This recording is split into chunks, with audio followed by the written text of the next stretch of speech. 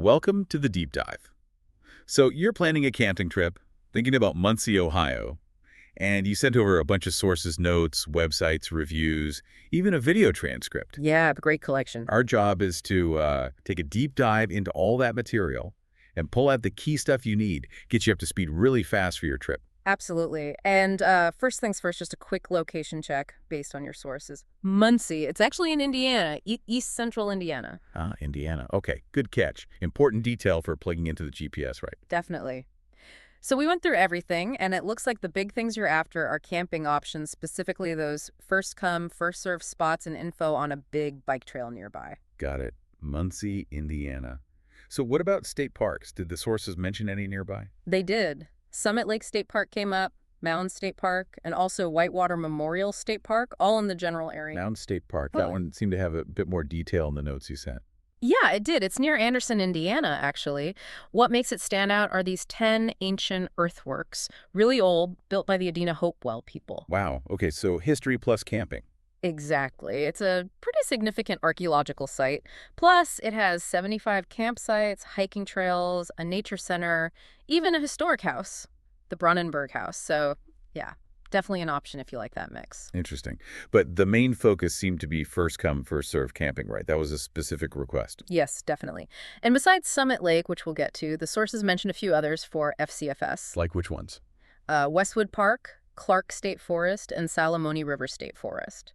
These apparently offer first come, first served sites, mostly primitive or maybe electric walk-up style. Okay. And Summit Lake, how does that work? Because it didn't sound purely FCFS from the notes. Right. It's a bit different. Summit Lake has 120 electric sites. The catch is all of them can be reserved. So FCFS only works if a site hasn't already been booked and it's open when you show up. So you might get lucky, but it really depends on reservations, not a guaranteed FCFS situation. Okay, that makes sense. So based on your sources, it sounds like we need to really dive into Kil-So-Quah Campground. That seemed like the prime FCFS candidate. Exactly, Kil-So-Quah. It's in the J.E. Roush Lake Fish and Wildlife Area. Now, that's actually closer to Huntington, Indiana. Huntington, how far is that from Muncie?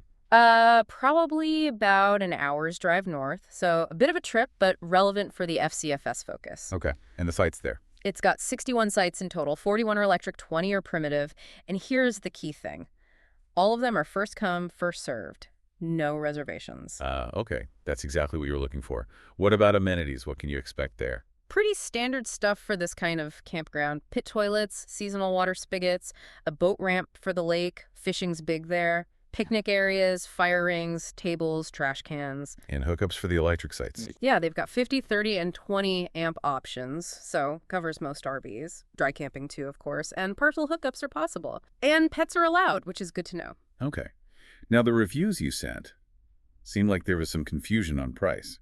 A little bit, yeah. Most reviews mentioned prices like $15 for electric, $12 for primitive, or non-electric, which, is pretty good value. $15 for electric is good. Right. One review even said $15 camping with electricity is very rare. Made it sound like a real find. But then another review mentioned paying $30. Mm-hmm. Any idea why the difference? The sources didn't really explain it. Could be fees, maybe dynamic pricing, or just an outlier. But the $15, $12 figure seemed more common in the feedback. Okay, so likely good value. What else did people like about it in the reviews? People often called it quiet, peaceful. The views, especially from the sites near the water, got good mentions. Some felt it was a safe place to stop over, saw rangers or sheriffs around, and yeah, that low cost was a big plus. One review also specifically said the pit toilets were clean at that time. At that time. Okay. Which brings us to the downsides. What were the complaints? Well, the sites themselves are often dirt, not gravel, so they can get muddy. And unfortunately, trash left by previous campers was a theme in some reviews. Like food wrappers. Or worse. Yeah, including reports of human waste being left behind in at least one case, which is obviously not great. Definitely not. What else? Some other reviewers felt the pit toilets needed better cleaning overall, despite that one positive comment. Lack of a visible campground host was mentioned once. Oh, and the electric sites apparently have less shade than the primitive ones. Interesting detail about the shade. Anything else? One person mentioned noise from a gun range across the lake, said it wasn't a huge problem for them, but it's something you might hear. Okay, so a real FCFS option with good value, potential for nice views, but Be prepared for potentially basic conditions, maybe some cleanliness issues depending on recent use, and less shade on electric sites. Got it. Any urgent warnings? Yes, a really important one. A review from April 2025 specifically said the campground was closed because of flooding. Whoa, okay. That's critical. Absolutely. It highlights that conditions can change. You have to check for current alerts or closures right before you go. Don't just assume it's open. Vital info. And cell service for checking those alerts. What did the sources say? It seems to vary. People reported getting Verizon 4G, AT&T with 4G or 5G, and T-Mobile 4G, 5G. But the signal strength wasn't always described as super strong or reliable, so might be spotty. Okay, so Kil-So-Quah is the FCFS target, but check conditions, check alerts. Good to know Salamone Lake was mentioned as a backup with a modern campground if needed. Right, that came up in the context of Kil-So-Quah being closed. And I think I saw something about RV rentals nearby in those reviews too. Yeah, kind of tucked in. There are mentions, even ads for local RV rentals. Could be handy if you need gear or maybe even an alternative place to stay if camping falls through. Okay, useful backup info. Let's switch gears then. The other big piece of your plan based on the sources is biking the Cardinal Greenway. Sounds like a major trail. Oh, it really is. It's actually Indiana's longest rail trail. It's even in the Rails to Trails Conservancy Hall of Fame. Hall of Fame trail. Impressive. How long are we talking? 62 miles, end to end. And where does it run? It cuts through east central Indiana, starts down in Richmond, goes all the way north up to Sweetser, passes right through Muncie, Gaston, Lesantville, Jonesboro, several towns. And it follows an old railway line. Exactly. Primarily the old Chesapeake and Ohio Railway route. They named it after the Cardinal passenger train that used to run on it. There's also a cool connection to the Pennsylvania Railroad with a bridge in Muncie. What's the trail surface like for biking? Smooth? Mostly asphalt, yeah. Generally pretty smooth, good for all kinds of bikes, even wheelchairs. But the sources did mention some spots could be gnarly, broken pavement, or sometimes covered in leaves, especially after rain. So mostly good, but expect some rougher sections. Good to know. And e-bikes, are they allowed? Yes, but with restrictions. The sources were clear. Only Class 1 and Class 2 e-bikes are allowed on Indiana's paved trails, including this one. Class 1 and 2, remind me quickly. Sure. Class 1 is pedal assist only, up to 20 miles per hour. Class 2 is also pedal assist up to 20, but also has a throttle you can use without pedaling, again, up to 20 miles per hour. So basically, the lower speed assisted bikes are okay. No high-speed throttle monsters. Gotcha.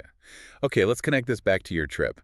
If you're camping near Huntington at Kil-So-Quah, where's the nearest spot to hop on the Cardinal Greenway?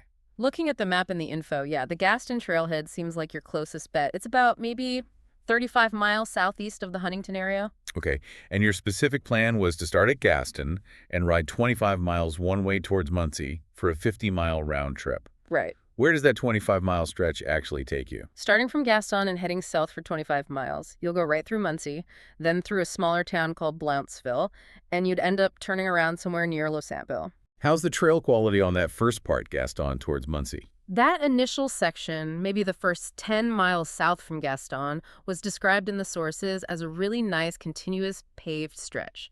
Very scenic, lots of trees. Nice. Now, the whole trail has a gap somewhere, right? An on-road section. It does, yeah. Between Jonesboro and Gaston, there's about an 11-mile gap where you have to ride on marked roads. But does that affect this planned ride? Gaston south to Lesantville? Nope. Good news there.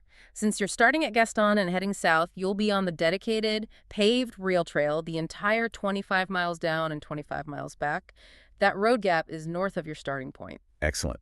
No unexpected road riding. What about trailheads and facilities along that route? The Cardinal Greenway seems really well set up. Over 20 official trailheads along the whole 62 miles. Most have parking, and many offer seasonal restrooms, benches, that kind of thing. Any must-see spots or key points along that specific Gaston-Muncie-Lesantville stretch you're planning to ride? Oh yeah, definitely. When you get into Muncie, keep an eye out for the Weiser Street Depot. It's this beautiful old train station from 1901. Oh, cool. Yeah, Lake Erie and Western Railroad originally. It's been restored, and it's actually the trail headquarters now. Great spot to take a break. Nice. Anything else nearby? Just before you get to the depot, you'll cross the White River on the Pennsylvania Bridge.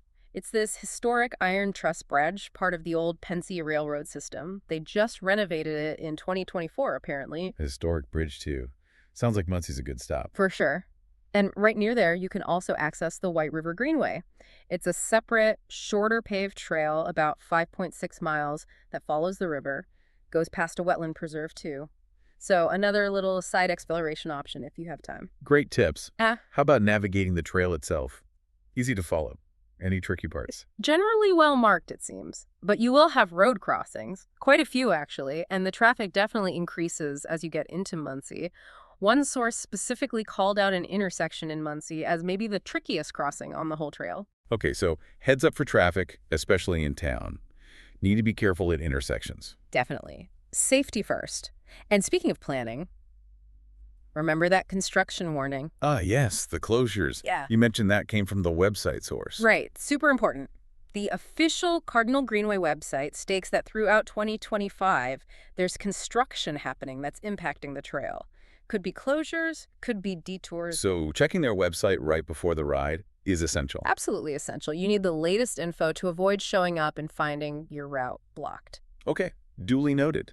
Now, the video transcript you shared had some, well, quirky things people saw along the trail.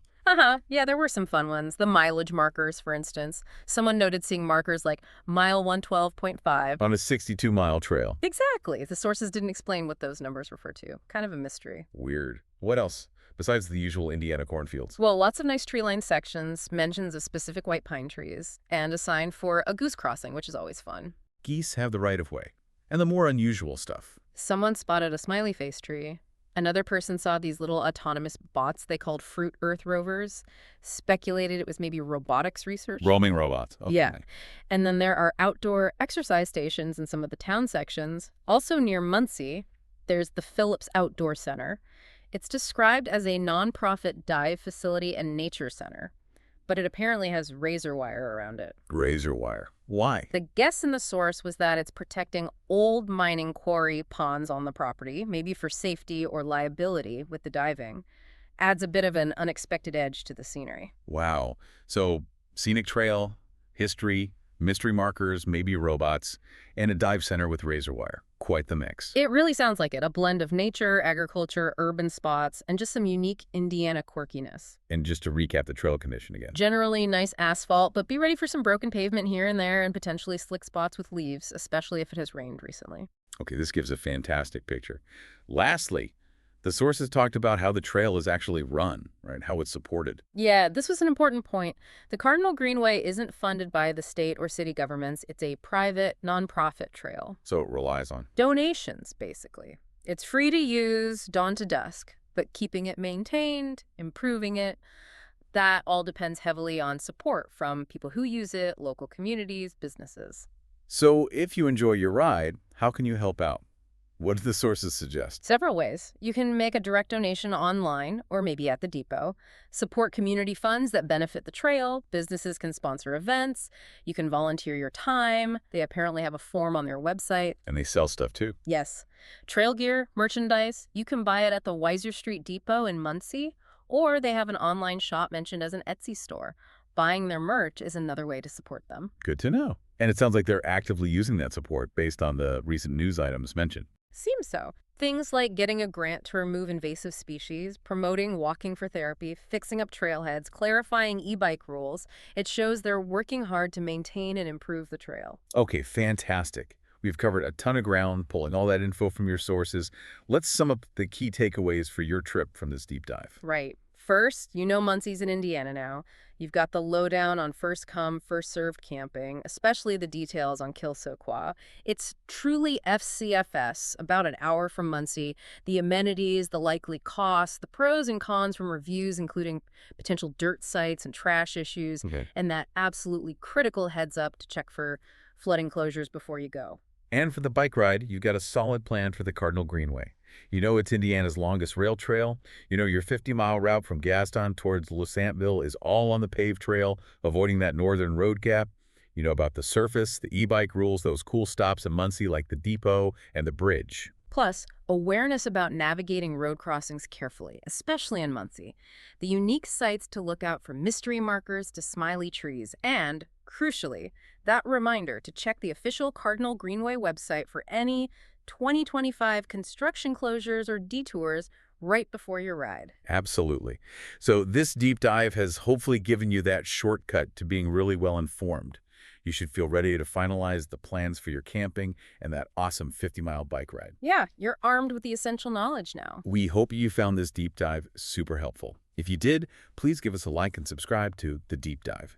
And hey, if you've got your own pile of sources for a topic you want us to tackle, let us know in the comments. And, supporting great resources like the Cardinal Greenway is important. Maybe check out their online shop. Or if you're looking for gear for your trip, using affiliate links you might find connected to discussions like ours can help support both those resources and, well, helps us keep doing these deep dives. Definitely.